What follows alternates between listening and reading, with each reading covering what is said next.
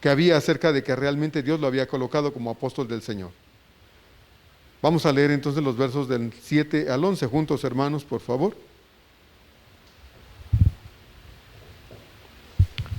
1 Corintios 9, 7 al 11. Vamos a leer, así dice la palabra del Señor, juntos, por favor. Dice: ¿Quién fue jamás soldado a sus propias expensas?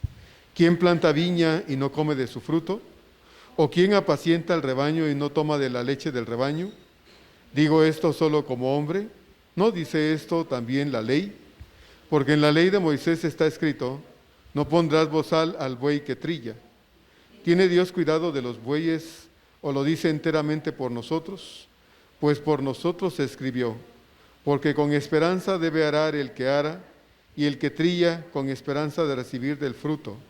Si nosotros sembramos entre vosotros lo espiritual, ¿es gran cosa si segáremos de vosotros lo material? Dios ha llamado a muchos a servirle en el ministerio pastoral. Y como buen dueño y señor de la iglesia, también se encarga de sostener materialmente a cada uno de sus servidores. Y lo hace por medio de su iglesia, quienes de manera responsable y amorosa sostienen a sus pastores, en la mayoría de los casos generosamente, cumpliendo así con el mandato de Dios de cuidar de ellos y apoyarlos para que sirvan a Dios sin que tengan que preocuparse de las cosas de la vida material. El tema de este día, hermanos, es derecho, no exigencias ni demandas. De nuevo, el tema es derecho, no exigencias ni demandas. Hace tiempo atrás recuerdo el caso de una iglesia que fue demandada, una iglesia cristiana. Tal vez no sé si alguno de ustedes oyó este caso hace años atrás, pero fue una iglesia que fue demandada y el demandante no era otro sino el mismo pastor de la iglesia. Este demandaba de la iglesia todo el tiempo que había servido como pastor allí y exigía que la iglesia pagara todos esos años de servicio como un finiquito y lo hiciera de manera generosa. No recuerdo exactamente qué pasó, la verdad no lo recuerdo. Lo único que tengo en mi mente es el caso de una iglesia demandada por su propio pastor. Pienso, hermanos, que ha de ser terrible, ¿verdad?, llegar a un extremo tal donde un pastor tenga que, o pueda atreverse, si quiere verlo así, a llevar a la iglesia a los tribunales, exigiendo mejoras salariales, o, como en el caso que cito, el pago de todo ese tiempo, años de servicio en la iglesia. Si es que una persona así pudiera hacer algo de tal magnitud y continuara en la relación o en el servicio en la misma iglesia, ¿cómo quedaría la relación? ¿Se imagina? ¿Cómo quedaría la relación entre ese pastor y la iglesia? Aunque pienso que en un caso de estos, pues el pastor no puede o no podría ya quedarse ahí. El ambiente se tornaría pues muy rasposo, ¿verdad?, entre él y la iglesia, en la relación de él con sus hermanos. Imagínense, ¿no?, querer seguir ministrando en una iglesia que ha demandado, que la ha llevado al tribunal y le ha exigido ciertos pagos.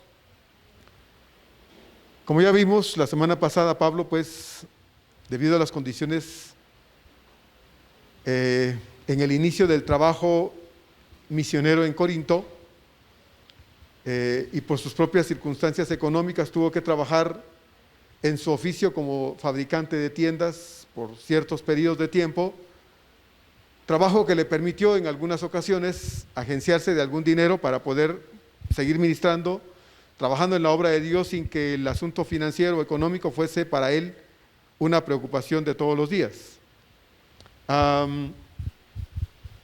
Tuvo que trabajar con sus propias manos porque no todas las iglesias lo ayudaban.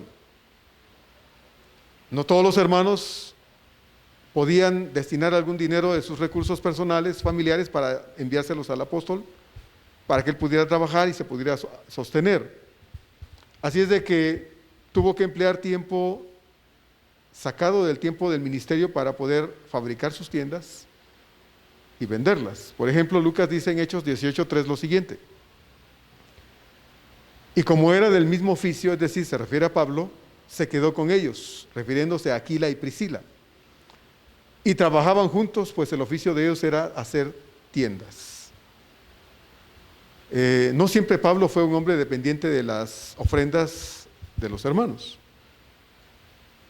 Supongo que cuando Pablo recibía alguna ofrendita, algún dinero le llegaba a las manos, Pablo lo sabía administrar, lo estiraba tanto, ¿verdad?, hasta donde era posible, y que cuando ya no era posible, porque ya no tenía recursos, entonces el material que había comprado, teniéndolo guardado quizá, eso es lo que yo creo, decía, bueno, voy a trabajar, dedicaba unos días o no sé cuánto tiempo dedicaba para fabricar sus tiendas, y entonces se ponía a venderlas, cosa que quizá no era fácil también venderlas. Las vendía y entonces el dinero que recibía de las ventas de sus tiendas lo volvía a administrar para que eso le sirviera por un tiempo más, de modo que pudiera trabajar en la obra del Señor con tranquilidad, sin la preocupación constante de cómo iba a comer, o cómo se iba a transportar, qué iba a hacer con sus propias necesidades personales. Por ser inicio en Corinto de una obra de esta magnitud, Pablo no podía esperar que los hermanos, los poquitos que estaban respondiendo al mensaje del Evangelio, en el transcurso del tiempo que él dedicó para estar ahí, que recuerde usted, Hechos 18 dice que se dedicó 1 año y medio, 18 meses en Corinto. Al principio, pues obviamente no había ningún solo creyente. Los pocos que empezaron a responder al Evangelio, Pablo no pudo decir, a ver, hermanos, vengan, quiero decirles un asunto. Quiero decirles que, bueno, yo no tengo más de dónde sostenerme, y bueno, ya que ustedes han creído, les pido por favor que me den algún dinero para poderme mantener. Mire, Pablo no hizo eso. No lo hizo. Pablo dependió por completo de Dios. Y aun cuando la iglesia en Corinto llegó a consolidarse como tal, la Biblia no dice que la iglesia se pusiera de acuerdo y dijeran, vamos a tomar un acuerdo con respecto a Pablo y le vamos a dedicar una parte de nuestro dinero y se lo vamos a entregar, porque sabemos que el hermano no tiene un empleo, trabaja para el Señor de tiempo completo y depende del apoyo de los hermanos creyentes como nosotros. Así es de que vamos a darle una ofrenda y lo vamos a ayudar económicamente. Hermanos, la Biblia no dice que los corintios decidieran hacer algo así con Pablo. Pablo habla acerca de sostén financiero. Y como ya sabemos, porque lo vimos la semana pasada, la queja de muchos que habían llegado a Corinto y habían metido esa cizaña en la mente y corazón de los creyentes corintios era, no, Pablo no es apóstol, porque los apóstoles reciben ayuda de los hermanos y son sostenidos por las iglesias. Así es de que, puesto que Pablo no recibe ayuda, no permite que se le ayude, entonces él tampoco es un apóstol. Tanto es así que él conscientemente niega que se le ayuden. Por tanto, entonces, Pablo no es apóstol del Señor.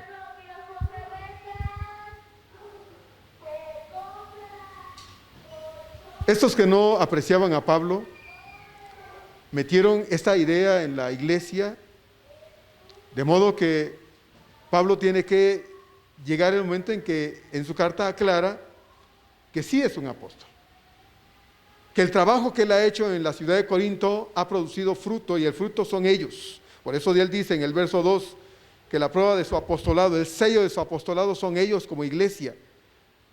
Y como decía la semana pasada, si los creyentes en Corinto dudaban de que Pablo fuese apóstol porque se habían creído los engaños y las mentiras de estos que habían llegado a meter cizaña entre ellos, entonces ellos tampoco eran una iglesia y tampoco eran cristianos. Porque si Pablo no era un apóstol y no había predicado un evangelio, y ellos habían escuchado algo y habían respondido a eso, entonces tampoco ellos eran creyentes. Y la iglesia no podía ser reconocida como una iglesia de Jesucristo si Pablo no era un apóstol. Pero la verdad era otra. La verdad es, de acuerdo a lo que Pablo ya dijo en los primeros 6 versículos, que ellos eran la garantía, la prueba fehaciente de que él era un apóstol del Señor.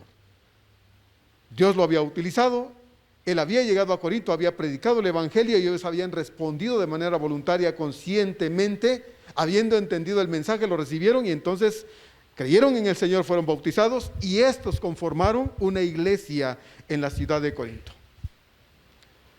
Verso número 7, vamos al verso 7 entonces. Dice entonces Pablo: ¿quién fue jamás soldado a sus propias expensas? ¿Quién planta viña y no come de su fruto? ¿O quién apacienta el rebaño y no toma de la leche del rebaño? Pablo no está justificando en este sentido su derecho a ser ayudado económicamente por ellos o por quien fuera, sino más bien está aclarando por qué él tiene tanto derecho al sostén económico como los demás apóstoles. En este caso, como Pedro, como Aquila y Priscila, o como los hermanos del Señor, que se les reconoce como apóstoles también. Pablo dice, bueno, si a aquellos se les ayuda financieramente, aunque yo hasta este momento no he pedido de ustedes ayuda, si yo decidiera pedirla, yo estoy en todo el derecho como ellos de que ustedes consideraran la posibilidad de poderme ayudar financieramente. El primer ejemplo que Pablo pone aquí para hacer entender a los hermanos corintios que todo el que trabaja en la obra de Dios tiene derecho a recibir ayuda económica es el ejemplo del servicio militar. Dice Pablo, un soldado que sirve a su patria no lo hace a costo de comprarse a sí mismo su equipo militar.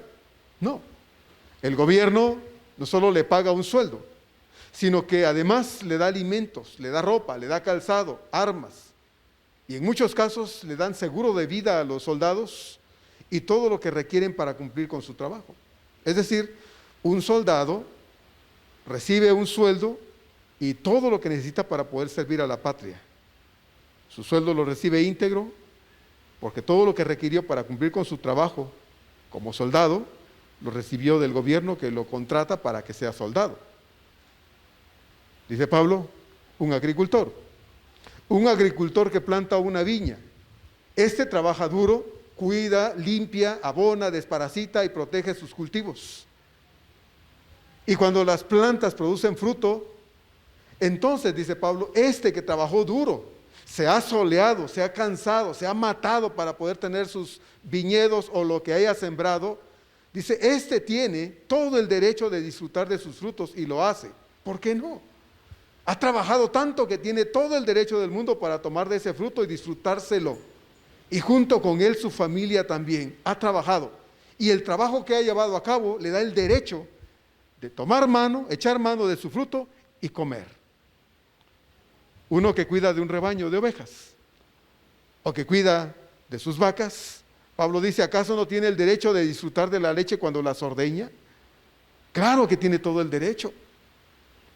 Estos ejemplos los pone Pablo a la luz de lo que también preguntó en el verso 6. ¿O solo yo y Bernabé no tenemos derecho de no trabajar? Recuerde usted, lo dijimos la semana pasada, que la gente pensaba que porque Pablo entonces se autosostenía y no permitía que la iglesia o las iglesias le ayudaran, entonces él no tenía la característica o las esencias de un verdadero apóstol. Pablo dice, bueno, nosotros no hemos querido, en mi caso, no he querido ser una carga para nadie.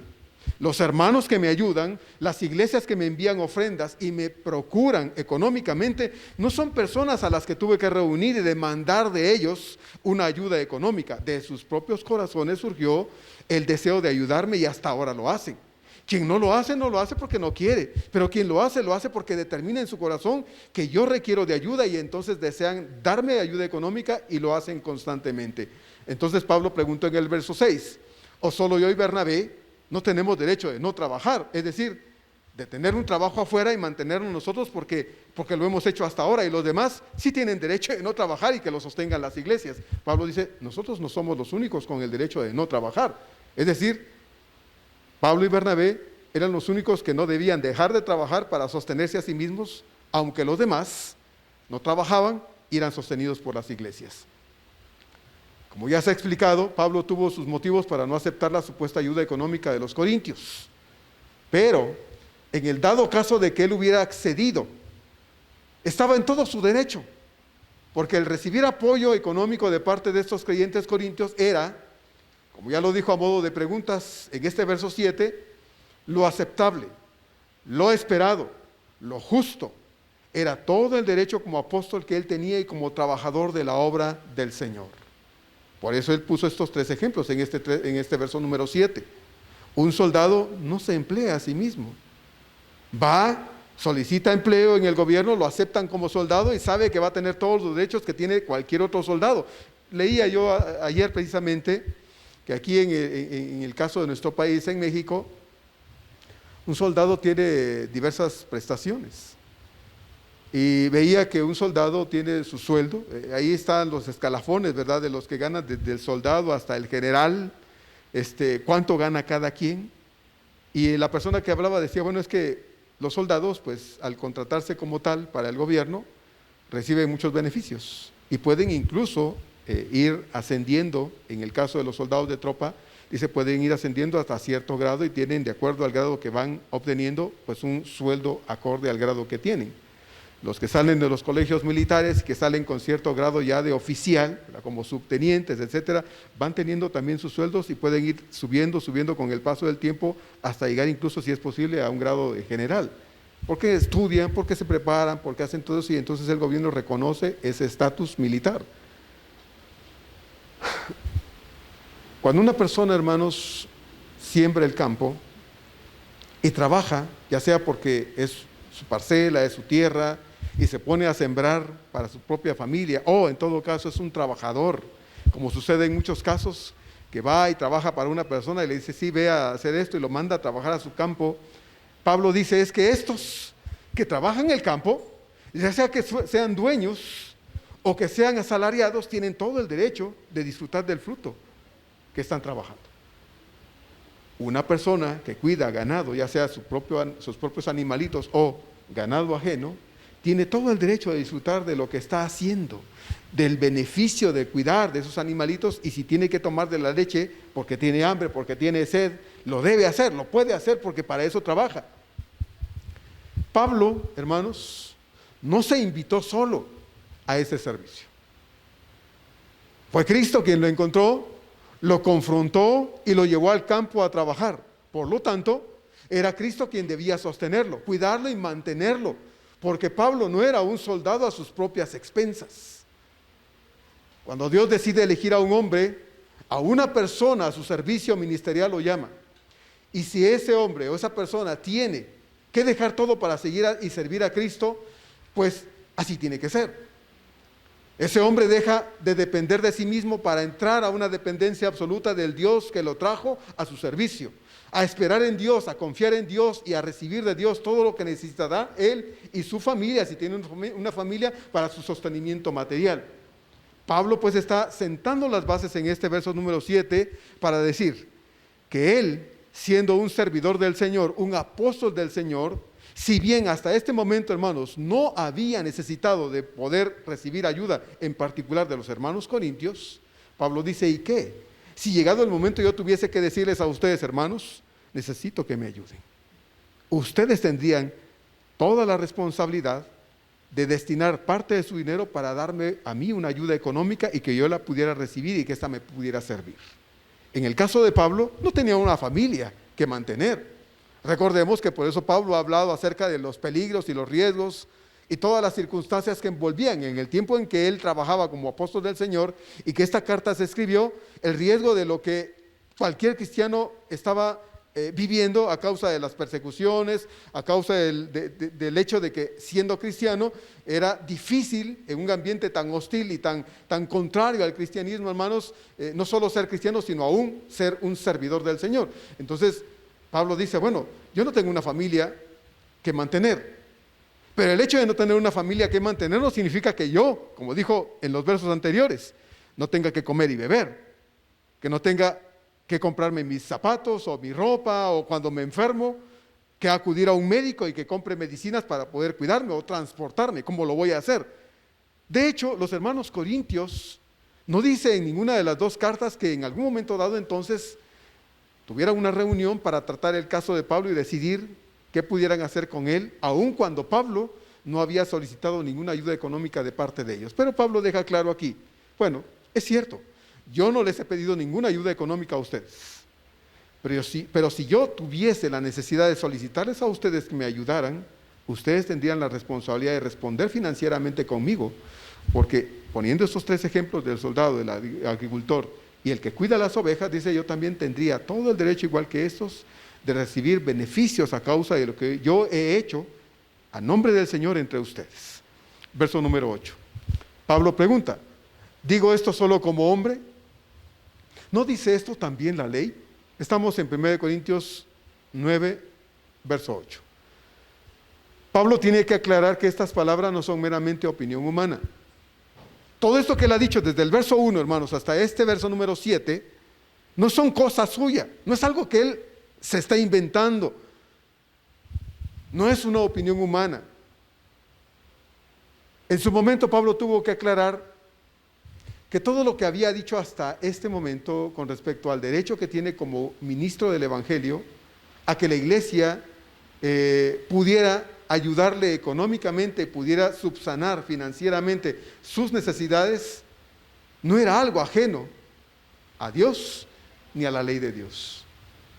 No es algo que haya dicho él porque tenía escondido incluso algún interés mezquino y que ahora, en el plano del apostolado y la relación que él tenía con la iglesia, tuviese el deseo de abusar de parte de los hermanos, porque esa no era la posición de Pablo. No, hermanos. Si algo tenemos que ver en Pablo, y es un buen ejemplo para muchos hoy, es, hermanos, que el ministerio no es una excusa para buscar bienestar material. No lo es. Vamos a ver esto un momento más con un poquito de más amplitud. Pablo tuvo que aclarar esto para tranquilidad suya.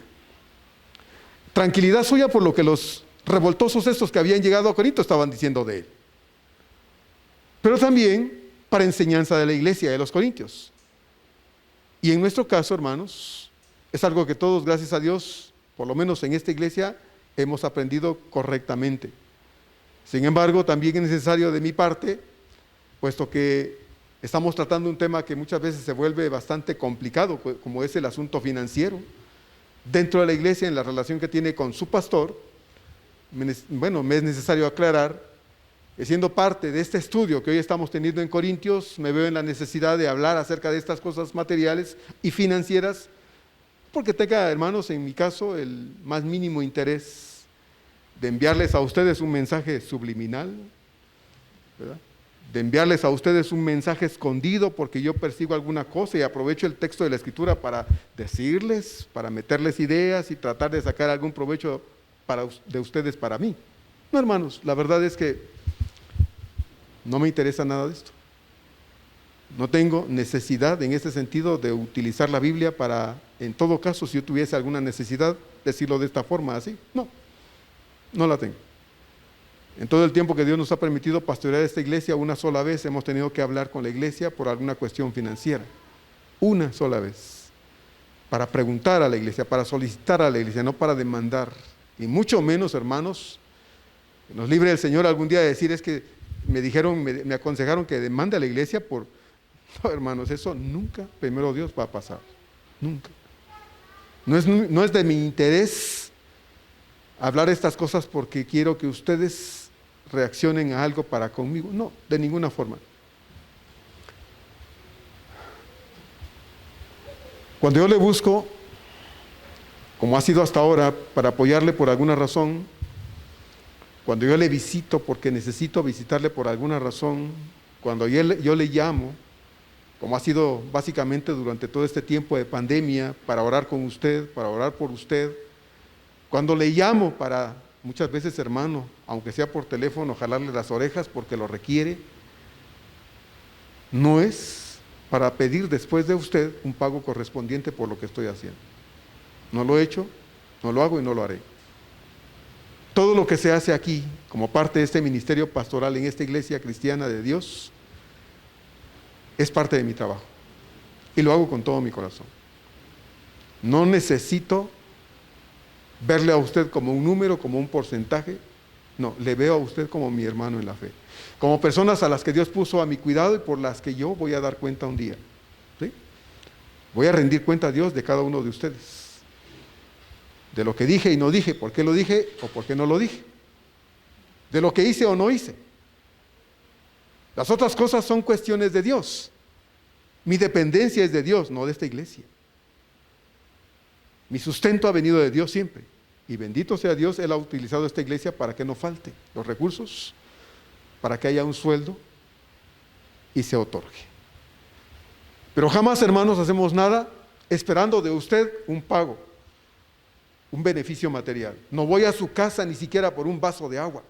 No, ni siquiera. Tal vez lo recibo.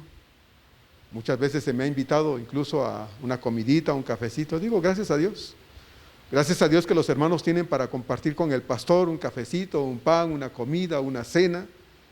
Gracias a Dios por quienes en su corazón han sentido ocasionalmente el dar una ofrenda. Bendito Dios, porque eso viene de Dios. Pero yo no tengo necesidad de lavarle la cabeza, de meterle ideas para después entonces, aprovechándome de la situación, decirle, hermano, ahora. No, gracias a Dios no. Le busco a usted porque me interesa a usted, no lo que usted tiene. Todo lo que hago es parte de mis funciones como pastor, así que con toda la libertad puedo decir estas cosas, hermanos, y enseñar todas estas cosas, porque existe la confianza y la plena certeza y la total y absoluta, hermanos, transparencia de la relación que tenemos como iglesia en todos los aspectos, incluyendo la cuestión financiera. Además, Pablo agrega en este verso 8 que Dios en su ley ha estipulado y dejado enseñanzas respecto a estos aspectos de proteger, de cuidar a aquellos que sirven en la obra de Dios. Y pone el ejemplo, en este caso, del cuidado de los animales. ¿Tiene Dios cuidado de los animales? Sí, lo tiene. Dios cuida de los animales. Es tanto el cuidado de los animales que Dios estipuló en su ley cómo tratarlos. Imagínese usted, si Dios tuvo el cuidado de estipular leyes, establecer leyes para que el hombre cuidara a sus animales, entonces ¿cómo no va a cuidar de nosotros, sus hijos? Y Dios dice en su palabra, Mateo capítulo 6, que usted vale mucho más que todos ellos. Hablando de las aves, dice el Señor, y ustedes valen más que todas ellas. Ninguna de ellas se va a su nido en la noche con el buche vacío. Todas van con el buche lleno a dormir. Y se levantan al siguiente día y hay comida para ellas otra vez. Y el Señor pregunta, ¿no valen ustedes más que ellas? ¿No tienen ustedes un Padre Celestial que les cuidará a ustedes también? Bueno, para que nosotros podamos entender esto, entonces Pablo en los versos 9 y 10 va a tomar este ejemplo precisamente de la ley de Moisés. Y dice entonces así el verso 9 y 10. Porque en la ley de Moisés está escrito, no pondrás bozal al buey que trilla. ¿Tiene Dios cuidado de los bueyes o lo dice enteramente por nosotros? Pues por nosotros se escribió, dice Pablo, porque con esperanza debe arar el que ara y el que trilla con esperanza de recibir del fruto. Pablo cita aquí este texto de Deuteronomio 25, verso 4, que dice literalmente, no pondrás bozal al buey cuando trillare. Antiguamente no habían máquinas que llevaran a cabo esta función de desgranar o de quitar, sacar el grano de su envoltura, de su cascarita. Hoy hay máquinas que llevan a cabo este proceso, ¿verdad? Cuando el campesino siembra trigo particularmente, eso lo metan a una máquina que despega el grano de la cáscara, de la paja, y separa las cosas. Imagínense hasta dónde ha llegado la tecnología. Pero antiguamente la tecnología era agarrar un buey, ponerle una especie de madera o de otro material, el trigo se tiraba al suelo y entonces el animal pasaba sobre el trigo jalando esa madera o lo que hayan puesto para que arrastrara y pisoteara el trigo y lo trillara especialmente, a eso se le llamaba trillo, lo trillara y entonces en ese restregar el trigo entre el piso y el objeto que jalaba el buey, el trigo se despegaba de la cascarita y entonces con una especie de pala lo tiraban y entonces el viento hacía lo demás, separaba el grano de la paja. Y entonces el campesino juntaba su grano y lo utilizaba. Pero había gente mezquina, campesinos mezquinos y duros de corazón que decían, no, este animal tiene que trabajar, no se va a parar a comer, y le ponían bozal. El bozal era una especie de, como lo que tenemos nosotros aquí hoy, ¿verdad? Que se le amarraba al animalito y se le impedía, cuando se agachaba a querer comer, pues comer. Entonces el Señor, en cuidado de estas cosas, dice en Deuteronomio capítulo 25, no pondrás bozal al buey cuando trille. Si eres justo, vas a dejar que el animal que está trabajando coma. Cuando se agache, pueda tomar espigas, pueda tomar del grano que va a pisotear y se lo pueda comer, se lo pueda disfrutar, porque el animal se lo está ganando. En este comparativo que Pablo hace, dice, si Dios cuida que un buey que trabaja y está en su derecho, aunque no está consciente de ello, de que pueda comer y no se le debe impedir, ¿cuánto más aquel que sirve en la obra de Dios no se le debe impedir ser bendecido con lo que la iglesia o por lo que la iglesia está recibiendo de esa persona que está trabajando para él o para ellos? Pablo cita aquí entonces Deuteronomio 25:4. Pablo está tratando aquí de hacer entender a sus hermanos corintios que en el uso correcto de la libertad que él tiene, de eso hemos hablado, la libertad cristiana, él decidió en su momento, como habíamos visto ya en el pasado, hermanos, no necesitaba requerir de la iglesia ayuda económica. Y la actitud de Pablo, hermanos, para nada es vanidosa, es arrogante, es orgullosa. No lo es. Yo recuerdo cuando yo recién vine, en la entrevista que tuve con un hermano que era un hermano muy serio en esta iglesia,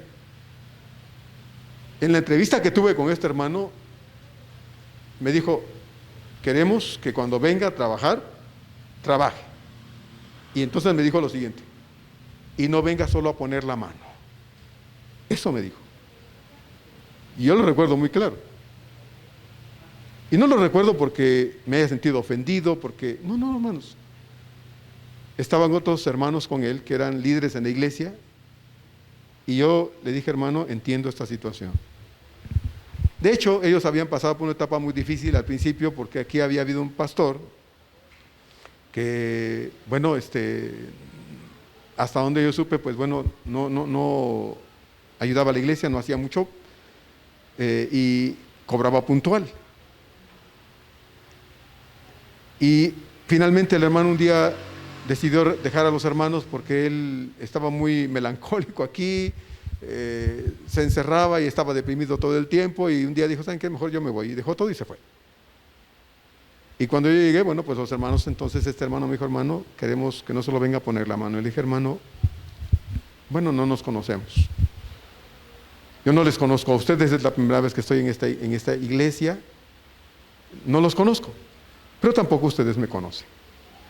Así es de que vamos a establecer un tiempo de relación entre ustedes y yo, y si en ese tiempo de relación ustedes dicen, hermano, no nos interesa que usted se quede como pastor, yo me voy, sin ningún problema. Incluso, si ustedes deciden no pagar nada, no paguen. Pero yo deseo decirles que no estoy acostumbrado a poner la mano. No soy de ese tipo de pastor que pone la mano y exige. Me gusta trabajar, me gusta servir al Señor. Y ustedes me van a conocer. Y si después de todo eso ustedes deciden que yo no me deba quedar, no es porque ustedes no quieran, es porque quizá Dios no quiera, entonces yo me voy.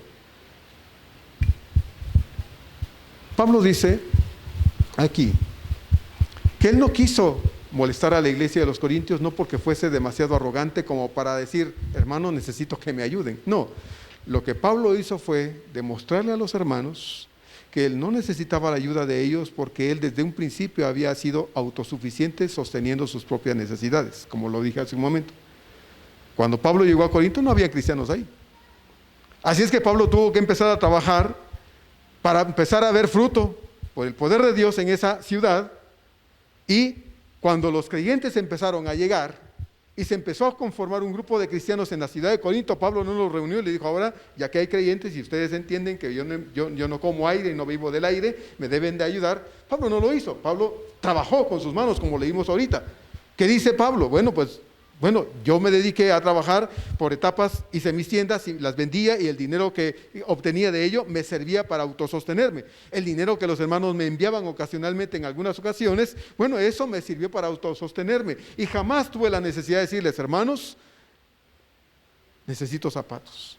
Hermanos, necesito ropa. Hermanos, necesito dinero para transportarme. No, nunca lo hice. Pablo dice, en el verso número 15 lo va a decir, lo vamos a ver la otra semana si Dios nos lo permite. Prefiero morir, dice Pablo, imagínense, prefiero morir antes que nadie me quite esta mi gloria. Es decir, Pablo sentía que necesitaba, hermanos, demostrarle a esta iglesia particularmente, no que era un hombre arrogante, vanidoso, sino que era un hombre dependiente de Dios 100%. Y que aunque él no había tenido la necesidad de molestarlos para que ellos también le apoyaran económicamente, no implicaba el hecho, no dejaba fuera el hecho de que si él tuviese que pedirles que lo ayudaran, ellos tuviesen la ocasión de decidir darle de sus recursos financieros porque jamás lo habían hecho. ¿Tenía Dios cuidado de los animales entonces? Obviamente sí. Dios es muy sensible incluso con su creación animal, pero tal como Pablo lo expresa aquí, todo esto no lo dice Dios porque cuida especialmente de los animales, sino porque se escribió, dice Pablo, por nosotros. Porque todo aquel que sirve a quien le llamó para eso, debe confiar que quien le llamó al servicio ministerial será fiel proveedor, será fiel sustentador, será fiel guardador y preservador de su vida y de la de aquellos que dependen de él en el servicio a Dios. Dios lo hace, hermanos. Siempre lo ha hecho y lo va a seguir haciendo. Y Dios usa a la iglesia para eso. Dios utiliza a la iglesia, a su iglesia, para sustentar las necesidades de aquellos que sirven en su iglesia. Yo sé, en el caso nuestro, no somos una iglesia con demasiados recursos como para decir, es que le vamos a pagar al ministro de adoración, le vamos a pagar al ministro de evangelismo, le vamos a pagar al ministro de... Y los que sirven en el liderazgo de la iglesia son personas a las que la iglesia sostiene de alguna forma. No es así. Quizá un día, si un día se pudiera, sería excelente que la iglesia dijera, hermanos, estos son servidores del Señor igual que el pastor, porque no les dedicamos una ofrenda a ellos quizá, no un sueldo, pero sí una ofrenda. Como le dije hace 8 días, yo servía en Guatemala en una obra, y la iglesia a mí nunca me consideró en darme algo, nunca, ni yo ni nadie pensamos en que debían darnos dinero. Pero un día un hermano se paró y dijo, hermanos, esta iglesia está sosteniendo a estos hermanos que están estudiando aquí en Guatemala, porque no son guatemaltecos, son extranjeros, que han venido a estudiar aquí a X seminario y han venido a nuestra iglesia a ayudar aquí en el trabajo de la iglesia, pero son estudiantes, y la iglesia decidió desde un momento darles una ofrenda mensual. Pero a nuestro hermano que está trabajando allá en Villanueva, a él no le damos nada. Y los hermanos dijeron, pues es que él es de aquí, y él no necesita que se le dé nada. Y él dijo, no, hermanos, a él no se lo llevan gratis los camiones. ¿Sí? Sus zapatos se gastan y él no se los regalan en la zapatería. ¿Sí? El hermano también tiene necesidades. Y la iglesia entonces determinó darme una ofrenda a mí, junto con aquellos otros estudiantes de otro seminario. Pero, hermanos, Dios utilizó a la iglesia en su momento para que esto sucediera. Dios sigue utilizando a la iglesia para que sus ministros sean sostenidos. Y esa es la forma como Dios sostiene a aquellos a los que llama a servirle a Él. Claro que hay muchos hoy, hermanos, como en el pasado, y lamentablemente esto, hermanos, es algo que debe decirse siempre porque está implicado en el aspecto del sostenimiento financiero de los pastores, siervos de Dios, que como lo hubo en el pasado, también hoy, hermanos, hay quienes no fueron llamados por el dueño de la obra, sino que se invitaron a sí mismos, que fueron nombrados por otros hombres y por lo tanto no pueden esperar su sustento de Dios. Entonces, como no son invitados de Dios, no son siervos de Dios traídos para que sirvan a Dios y se invitaron o fueron nombrados por otros, entonces se ven en la necesidad, hermanos, de mentir, de manipular, de engañar, de preocuparse de números y porcentajes, y tienen que hablar constantemente de dinero a la iglesia y convencer a muchos de los ingenuos que abundan en muchas de esas iglesias, hermanos, para pactar, para sembrar, para que compren sus libros, sus prédicas, como hoy le llaman a la exposición de la palabra de Dios, y además para que paguen, y paguen bien por cada oración que se haga por ellos, por una visita que se realiza en sus hogares, por una asistencia espiritual, porque estos charlatanes abusivos, como bien se dice acá, no dan pasos sin guarache. ¿Sí? Y de esos abundan. Estos son los que Pablo mismo mencionó en Filipenses 3, 18 y 19. Cuando dice, porque por ahí andan muchos, de los cuales os dije muchas veces, y aún lo digo llorando, que son enemigos de la cruz de Cristo, el fin de los cuales será perdición, cuyo Dios, dice Pablo, es el vientre y cuya gloria es su vergüenza, que solo piensan en lo terrenal. La palabra esperanza que Pablo utiliza aquí, en este pasaje de Filipenses, hermanos, la palabra esperanza indica la actitud de confianza y absoluto abandono de uno que sabe que su vida está al cuidado de aquel que es todopoderoso para sostenerlo. Y este que confía en su Dios, este que sabe que fue llamado por Dios y que está al cuidado de Dios, no tiene necesidad de buscar ni riquezas, ni comodidades, no busca fama, ni renombre, ni influencia, ni ninguna clase de ninguna cosa material, sino más bien está confiado, abandonado en las manos de aquel a quien sirve, porque sabe que quien le ha llamado al servicio, a su servicio, en su obra será grande, poderoso, generoso, fiel, para guardarlo, para tenerlo a salvo siempre bajo la sombra de sus alas. Esa es la correcta actitud del verdadero siervo de Dios, tal como Elías, o como Eliseo, o como cualquiera de los grandes hombres que sirvieron en la obra de Dios, a los cuales Dios llamó para servirle y a los que Dios sustentó. O como el mismo Juan el Bautista, ¿recuerda usted? Juan el Bautista era un hombre tan humilde y tan sencillo que vivía afuera de la ciudad y vestía de manera tan humilde, y la gente se burlaba de él y decía que estaba loco porque no se vestía bien, porque lo invitaban a comer y él se conformaba con comer langostas y miel silvestre. Cada llamado al servicio vive su propia experiencia en su relación y servicio a su Señor. Hay quienes tienen un llamado ministerial, obviamente saben que Dios los ha llamado, les ha confirmado ese llamado, pero combinan su labor ministerial con un trabajo secular. Tienen un ministerio bivocacional. Trabajan en la iglesia, pero también trabajan afuera. Fueron llamados siendo trabajadores en algo o de algo, y han dicho, bueno, es que yo no quiero dejar mi trabajo, y entonces trabajan, tienen un horario en una empresa, atienden ciertas funciones de trabajo secular, y el resto del tiempo, lo que queda, lo dedican a la obra de Dios. Conozco pastores que han tenido estas pláticas con su iglesia y han dicho, hermanos, perdón, sí, Dios me ha llamado, estamos trabajando acá, pero yo no quiero dejar mi trabajo afuera. Estamos acostumbrados a ciertas cosas en mi familia y entonces entiendo que ustedes no puedan sostenernos como nosotros quisiéramos. Así es de que les pido, por favor, si ustedes están de acuerdo, me permitan seguir trabajando y el tiempo que queda yo lo voy a dedicar a la iglesia. Obviamente el tiempo dedicado a la iglesia es mínimo, no alcanza para muchas cosas, pero la iglesia y el pastor han acordado esto y así funciona. Así están. Y se lleva a cabo el trabajo de todos modos, aunque la iglesia muchas veces se queja o lamenta el hecho de que su pastor no esté cuando las situaciones que a la iglesia envuelve, el pastor no las pueda atender. Haya necesidad a veces de nombrar un copastor para que haga lo que el pastor titular no puede hacer a causa de las ocupaciones que tiene fuera de la iglesia. Pero así están acordados, así es su relación y así funciona. Pablo concluye en el verso 11 diciendo, si nosotros sembramos entre vosotros lo espiritual, Pablo pregunta, ¿es gran cosa si segáramos de vosotros lo material? Cuando el Señor envió a sus 12 discípulos, hermanos, a predicar el evangelio, los envió habiéndoles dado la comisión y también el poder para sanar enfermos, echar fuera demonios y hacer toda clase de milagros para reforzar el mensaje de salvación. De esto hablamos hoy en el estudio dominical. Y les dijo que no llevasen con ellos nada. Les dijo, vayan a predicar el evangelio.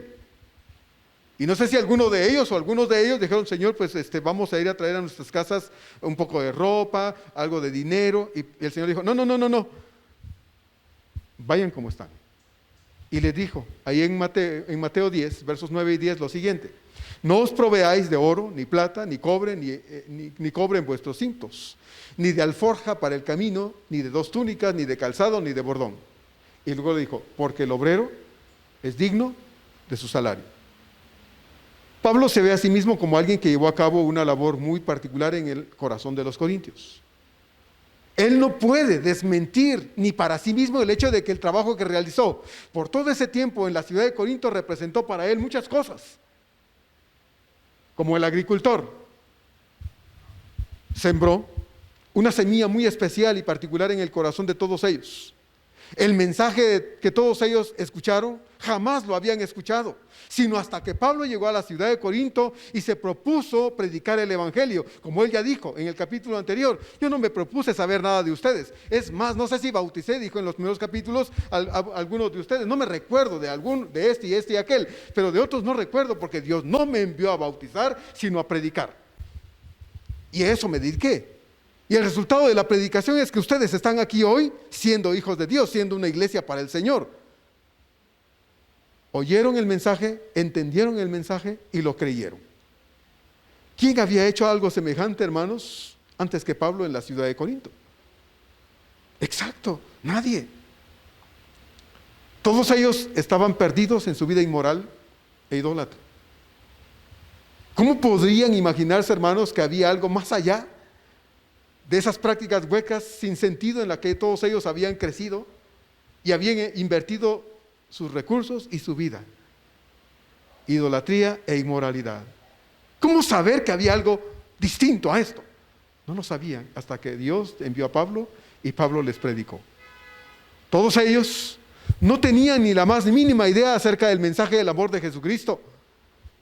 Pero no fue sino hasta que Pablo llegó y en el poder de Dios les habló de este Dios de amor, de este Dios de paciencia, de este Dios que se sacrificó.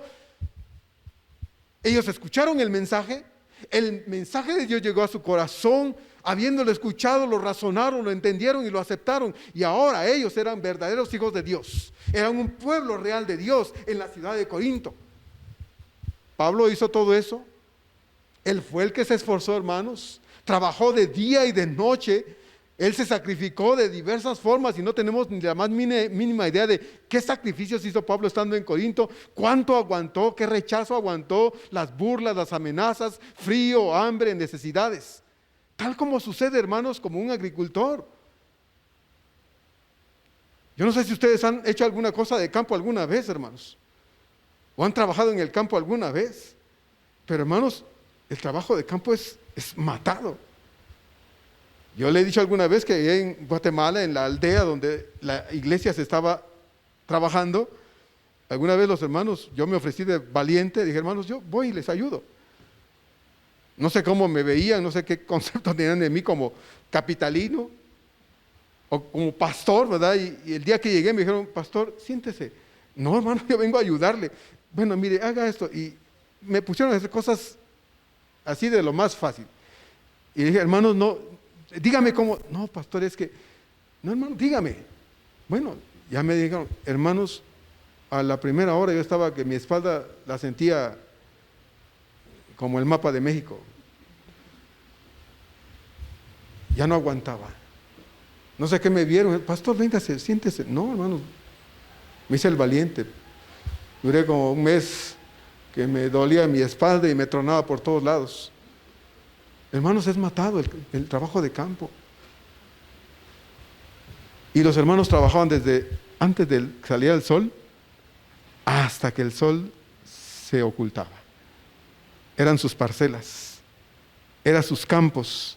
Ellos trabajaban para sí mismos y se dedicaban de todo corazón, hermanos, con todas sus ganas a trabajar. ¿Y sabe qué? Cuando hubo cosecha de tomate, de maíz, de otras cosas, ahí iban los hermanos con su bolsa. El pastor, mire, eso es lo que sembramos. Aquí le traemos un poquito. Y hubo quien alguna vez que hasta mi gallina me llevó. No le ayudé a sembrar gallinas, no sé cómo fue, pero bueno, me llevó mi gallina. Y ahí iba yo con mi gallina, llegué a mi casa con una gallina. Y dice, ¿y ahora tú qué? Ay, los hermanos me regalaron una gallina. Bueno, pues hay que comérnosla, ¿no? Pues gracias a Dios. ¿Qué dice Pablo? Si nosotros sembramos en ustedes lo espiritual, es gran cosa que esperemos cegar de ustedes algo material. Es lo que Pablo pregunta. Pablo hizo todo esto. Él se esforzó. Pasó muchas situaciones difíciles, hermanos, para que la semilla de la palabra del Señor quedara sembrada en el corazón de esos idólatras e inmorales corintios. Y Dios cambió la vida de todos ellos. Yo no sé si usted recuerda quién le habló de Dios. ¿Usted lo recuerda? ¿Alguien le habló de Dios? Yo creo que sí. ¿Quién le habló de Dios? ¿Ora usted por esa persona? ¿Le da gracias a Dios a usted por esa persona? Yo no olvido la persona que en nuestro caso, como familia, Ambrosio Sánchez, se esforzó para predicarle a mi mamá, la primera, el Evangelio. Yo no lo olvido. Ella tiene muchos años de haber muerto, pero yo nunca me olvido de la hermana Micaela Vega, que fue el instrumento de Dios para hablarle a esa mujer dura que era mi madre y presentarle el mensaje de salvación y llevarla a una reunión de mujeres entre semana a las 3 de la tarde un jueves. Gracias a Dios por todas esas Micaelas que hay, por todos esos hombres y mujeres hermanos que van y predican el Evangelio. Y que cuando oímos el Evangelio, hermanos, nosotros lo creímos.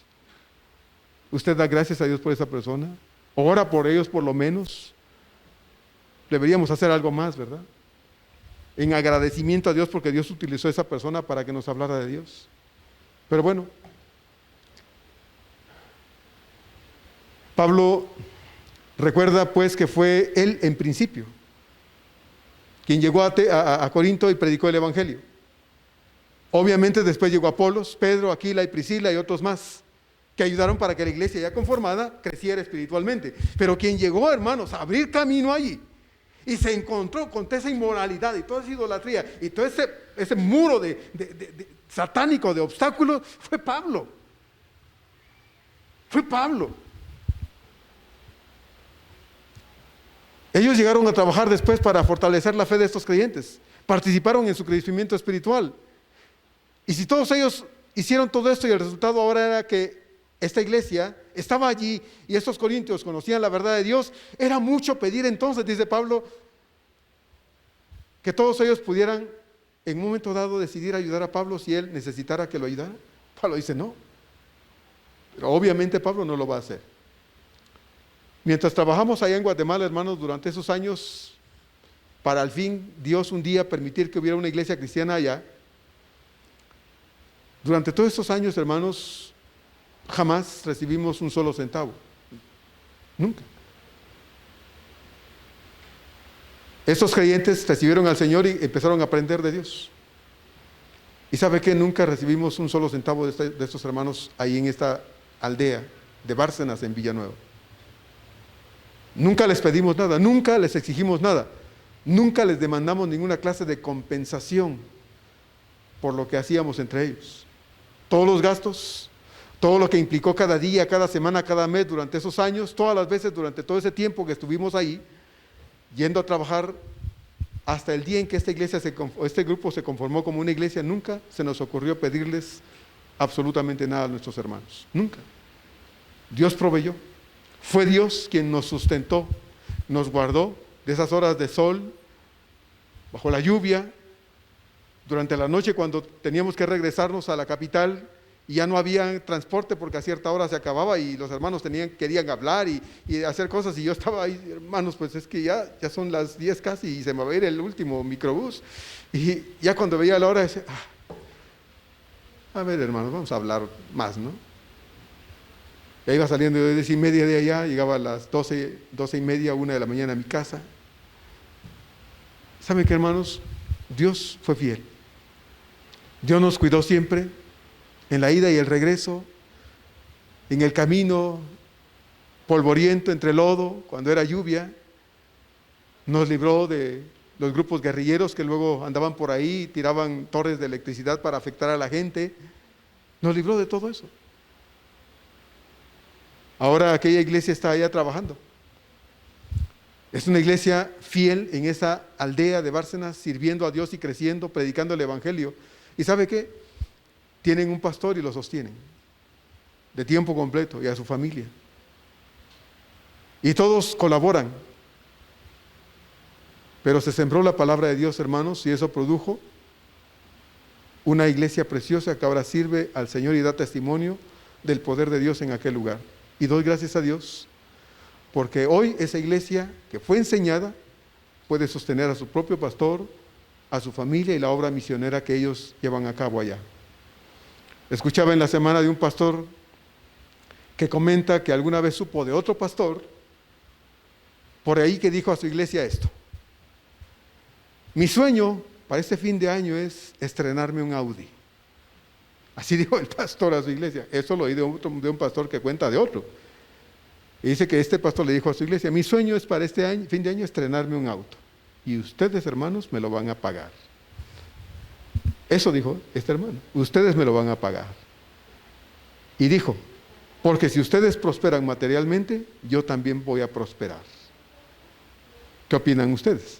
¿Qué les parece? Hermanos, si hay pastores con mansiones, si hay pastores con autos de lujo, con avión privado, sí lo hay. Pastores con cuentas en Panamá, en Suiza. Sí, les acabo de decir. Son los que no son llamados por el Señor y que tienen que preocuparse de despellejar a las ovejas, de quitarle a las ovejas lo que de voluntad no les van a dar, se lo tienen que arrancar. Hablo de estas cosas, hermanos, porque en el estudio correspondiente al texto que aquí estamos estudiando, Pablo lo está diciendo, Dios lo está enseñando, nos lo está diciendo. Y como le dije ya, no utilizo la palabra de Dios, hermanos, para decirle a usted cosas escondidas. No tengo ningún interés de esos en realidad. Nunca me ha preocupado el hecho de que si la iglesia un día dijera: pastor, ya no lo queremos aquí. Pues no me preocupa, el que me colocó aquí me puede colocar en cualquier otro lugar. Si es que cree que puedo servirle aún. Porque no le servimos a los hombres, le servimos a Dios. Y creo con todo mi corazón, hermanos, que no necesitamos pedirle nada a la iglesia. Lo que hay que pedir, se lo pedimos a aquel que nos llamó a servirle. Es de todo corazón que puedo recordar para mí mismo lo que Dios dijo en su palabra: no os proveáis de oro, ni plata, ni cobre, ni en vuestros cintos, ni de alforja para el camino, ni de 2 túnicas, ni de calzado, ni de bordón, porque el obrero es digno de su salario. Yo estoy claro, hermanos, que estos textos que hemos utilizado nosotros para enseñar la palabra de Dios son utilizados por muchos abusivos para arrancarle a sus ovejas lo que de su corazón ellos nunca le darían. Pero todo esto sí sucede. Y aunque esto sí sucede, hermanos, no le quita valor a la palabra de Dios. Mire, aquí sigue el texto. El hecho de que haya muchos abusadores, muchos abusivos y muchos que usan a la iglesia para sus propios fines, no minimiza la enseñanza de la palabra de Dios. El texto aquí está, no lo anula, no le resta autoridad a la palabra de Dios. Y concluyo con las palabras de 1 Corintios 10:11, que dice: y estas cosas les acontecieron como ejemplo, y están escritas para amonestarnos a nosotros, a quienes han alcanzado los fines de los tiempos. Esa es la razón de que estas palabras están acá, para amonestarnos, para enseñarnos, para revelarnos las verdades de Dios. Entonces, como diría el Señor, el que tiene oído para oír, que oiga. El que tiene oído para oír, que oiga. Vamos ahora. Amado Señor, en esta tarde damos gracias porque nos permite, Señor, poder estudiar este texto de tu palabra. Son textos, Señor, que enseñan verdades que son eternas, porque son parte de tu palabra, Padre, y las debemos estudiar, las debemos entender y las debemos obedecer. Amado Señor, gracias, porque tú, siendo Señor de la obra, al levantar personas, Señor, para el servicio en la obra, tú has dispuesto, Señor, que sea tu iglesia la que responda para el sostenimiento de aquellos que deben recibir, Señor, sostén económico. Amado Señor, gracias por la bendición que tenemos de poder hablar de estas cosas sin buscar de manera escondida, Padre, ninguna cosa de parte de nuestros hermanos. Damos gracias, Señor, porque tú nos has sostenido hasta hoy, has sido bueno con nosotros, Señor, y porque, Padre, ninguna cosa de esta vida material necesaria para mí, en mi caso, y para mi familia, Señor, ha dejado de ser recibida de parte de ti. Amado Señor, muchas gracias, porque siendo tú el Señor de la obra, no dejarás, Padre, que tu iglesia se quede sin los recursos para que todo aquello que la iglesia debe llevar a cabo, Señor, se haga, incluyendo, Señor, el que si se tiene un pastor, a ese se le tenga que pagar un sueldo.